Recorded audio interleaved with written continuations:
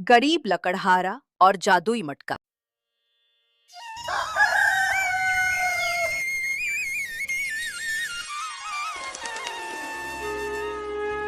एक समय की बात है। एक छोटे से गांव में रामू नाम का एक गरीब लकड़हारा रहता था। वह अपनी पत्नी सीता के साथ एक छोटी सी झोपड़ी में रहता था। उनके बच्चे बड़े होकर काम की तलाश में दूर शहर चले गए थे।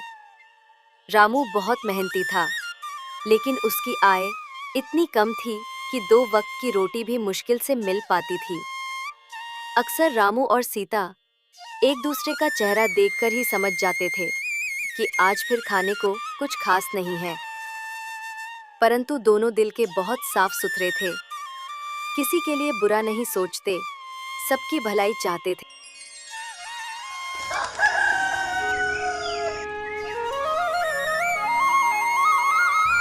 एक दिन रामू जंगल में लकड़ी काटने गया। आज वो कुछ ज्यादा ही उदास था। उसे अपने बच्चों की याद आ रही थी और वो सोच रहा था कि काश वो उन्हें थोड़ा और सहारा दे पाता, जिससे वो खुशी से रह पाते। हे भगवान, ये जिंदगी भी क्या खूब है। मेहनत तो बहुत करता हूँ, पर कभी पेट भर खाना भी नसीब नहीं होता। तभी उसे एक चमकती हुई चीज दिखाई दी। उत्सुकता से वो उसके पास गए। अरे, यह तो एक पुराना मटका है।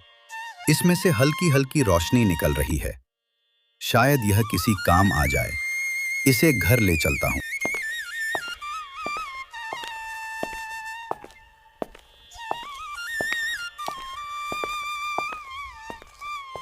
रामू मटके को घर ले आया और उसे साफ करके एक कोने में रख दिया।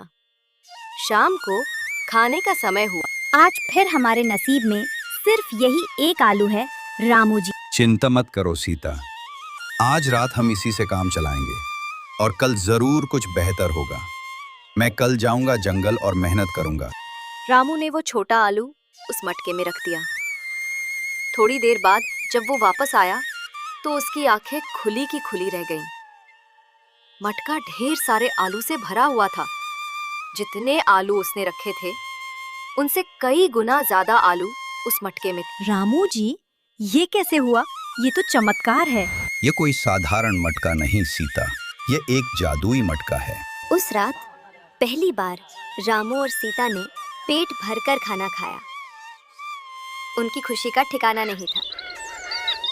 अगले दिन से उनकी गरीबी दूर होने लगी। वे मटके में जो भी रखते, वो कई गुना होकर बाहर आता। उन्होंने मटके में अनाज रखा तो अनाज का ढेर लग गया। उन्होंने थोड़े सिक्के रखे तो मटके से ढेर सारे सिक्के निकलने लगे। अब उन्हें अपने बच्चों की फिक्र नहीं थी और वे उन्हें भी कुछ पैसे भेजने लगे। ये लीजिए भाई साहब, चिंता मत करिए, भगवान ने हमें दिया है। हम सब मिलकर इस गांव को खुशहाल बनाएंगे। हमें जो मिला है उसे बांटना भी चाहिए। रामू और सीता ने अपनी मेहनत नहीं छोड़ी, लेकिन अब वे अपनी जरूरतों से ज्यादा दूसरों की मदद करने लगे। वे अक्सर रात में बैठकर योजना बनाते कि किस तरह वे गांव के ज्यादा से ज्यादा लोगों की मदद कर सकते हैं। धीरे धीरे पूरे गांव में उनकी नेकदिली की चर्चा होने लगी। एक दिन गांव का एक लालची सेठ, जिसने रामू की तरक्की देखी थी, उसके पास आया। रामू भाई, सुना है तुम्हारे पास कोई जादुई मटका है, बताओ ना मुझे भी, क्या राज है तुम्हारी इस तरक्की का? हाँ सेठ जी, यह एक जादुई मटका है। इसमें जो भी डालो वो कई गुना होकर बाहर आता है।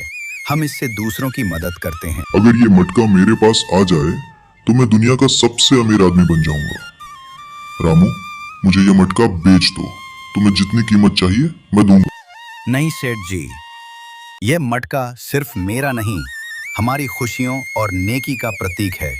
मैं इसे नहीं बेच सकता। देखता हूँ तुम इसे कैसे नहीं बेचते। ठीक है, तुम्हारी मर्जी। सेठ को गुस्सा आया और उसने सोचा कि वो मटका चुरा लेगा। एक रात जब रामू और सीता सो रहे थे, सेठ चुपचाप उनके घर में घुसा और मटके को चुरा लिया। अब मैं ही सबसे अमीर बनूंगा। सेठ अपने घर गया और उसने एक सोने का सिक्का मटके में डाला और इंतजार करने लगा। ये क्या? मटका सिक्कों से भरने की बजाय सेठ के लालच से भरने लगा। मटके से बड़े बड़े डरावने काले सांप निकलने लगे। सेठ डर के मारे कांपने लगा और जमीन पर गिरकर चिल्लाने लगा। रामू और उसके पड़ोसी आवाज सुनकर जाग गए। सीता घबरा गई। ये सब तुम्हारे लालच का नतीजा है सेठ। रामू ने तुरंत मटके को उठाया और जंगल में उसी जगह फेंकाया जहां से उसे मिला था। सांप तुरंत गायब हो गए और मटका फिर से अपनी हल्की रोशनी देने लगा। मुझे माफ कर दो रामू, मुझे अपनी गलती का एहसास हो गया। मेरा लालच ही मुझ पर भारी पड़ा। उठो सेठ जी, लालच हमेशा बुरा होता है। जो चीजें हमें मिली हैं, हमें उनसे संतुष्ट रहना चाहिए और दूसरों की मदद करनी चाहिए। रामू और सीता खुशहाली से जीवन बिताने लगे और उन्होंने कभी भी उस मटके का दुरुपयोग नहीं किया। वे हमेशा नेकी और ईमानदारी के साथ जिए और उनकी कहानी आज भी गांव में सुनाई जाती है, जो हमें सिखाती है कि सच्ची खुशी धन दौलत में नहीं बल्कि संतोष, अपनों के प्यार, चाहे वे दूर ही क्यों